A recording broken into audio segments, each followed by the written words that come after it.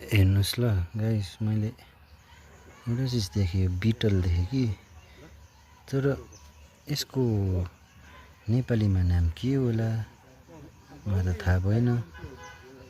So गाइजहरूलाई थाहा छ भने कमेन्ट गरिदिनुहोस् ल, यसलाई नेपालीमा के भन्छ। यो हाम्रो स्कुलतिर पनि पुरा पाउँथ्यो, भिक्टोरियातिर, खरसाङमा क्या। अन्त यो चाहिँ अहिले म सेन्ट पल्स एरियामा छु, अन्त त्यहाँनिर हो यो।